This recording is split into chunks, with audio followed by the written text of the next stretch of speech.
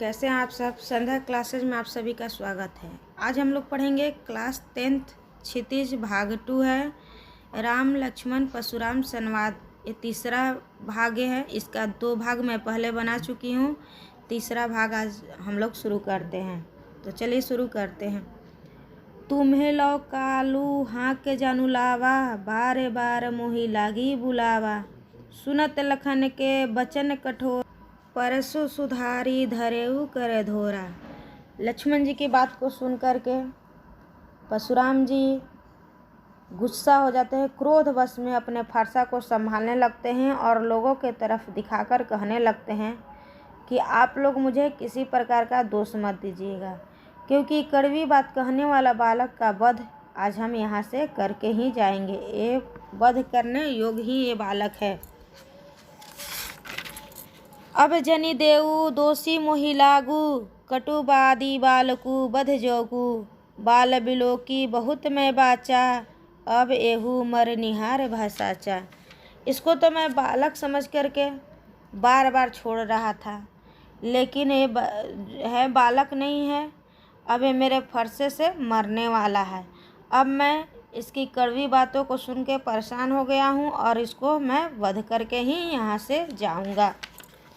कौशिक कहा, क्षमीय अपराधु बाल दोष गुण गनहु न साधु। खरे कुठार मैं अकुरन को ही, आगे अपराधी गुरु दोही।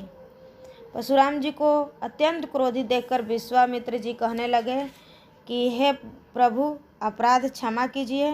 बालक का दोष और गुण की ओर साधु लोग ध्यान नहीं देते हैं। परशुराम जी कहते हैं कि मेरे हाथ में जो तेर धार वाला फरसा है वास्तव में बहुत ही क्रोधित है। गधिसु न कह हृदय हसी मुनि धरिये सूझ, अयम खाड़ न उखमऊ अजनहु न बुझ अमुझ। ये जो मेरा फरसा है ये बहुत ही क्रोधी स्वभाव का है, इसमें दया भाव नहीं है। ये ऐसे में यह गुरुद्रोही और अपराधी अपने सामने को देखता है तो ये समझता बुझता नहीं है, और जो मेरी बातों को उत्तर दे रहा है मैं उसे छोड़कर यहाँ से कैसे चला जाऊँ। अगला है 6ठा पैरा।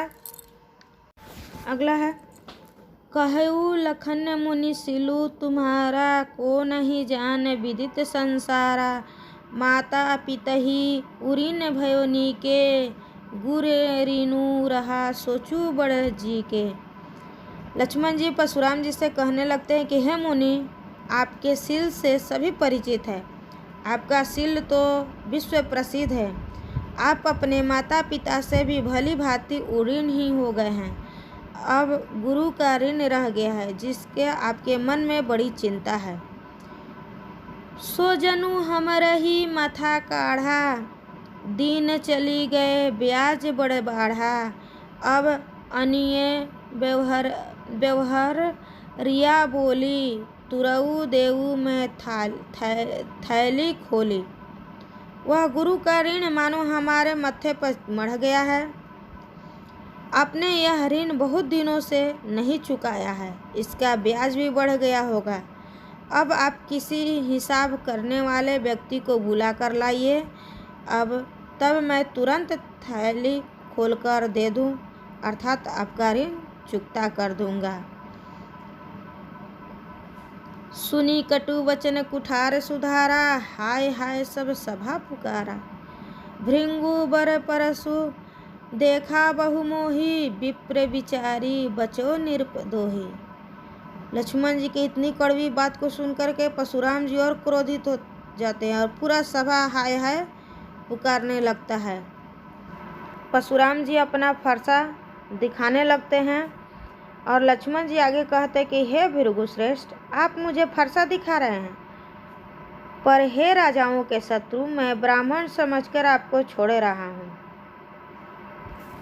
मिले न कबहू सुभट रन गाढ़े, द्विज देवता घर ही के बाढ़े। अनुचित कही सबू लोग पुकारे, रघुपति सियनहि लखनु निवारे। आपको अभी तक रण में विजयी होने वाले बलवान वीर नहीं मिले हैं। हे ब्राह्मण देव, आप तो केवल घर में ही बड़े हैं, अर्थात आप अपनी दृष्टि में बड़े हैं। लक्ष्मण जी जो है विश्वामित्र को सुना करके और बोलते हैं तो सभी सभा में बैठे लोग उनको अनुचित कह करके चिल्लाने लगते हैं। लखन उतर आहुति सरसी भृंगु बरकोपी किसानु बढ़त देखी जल सम वचन बोले रघुकुल भानु। यह देख करके श्री राम जी लक्ष्मण की ओर संकेत करके उन्हें रोक देते हैं। लक्ष्मण जी उत्तर में जो आहुति के समान थे, परशुराम जी क्रोध रूपी अग्नि को भड़काने के लिए वो काफ़ी थे, परंतु रघुवंशी श्री राम अग्नि को शांत करने के वाले जल के समान शांत वचन बोलने लगे और परशुराम जी को समझाने लगे। ये पाठ यहीं पर ख़त्म होता है।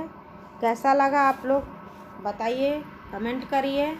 बस आप लोग पढ़ते हो, कमेंट नहीं करते हो। लाइक करो, सब्सक्राइब करें और इसका क्वेश्चन आंसर हम लोग अगला वीडियो में देखेंगे। धन्यवाद स्टूडेंट्स।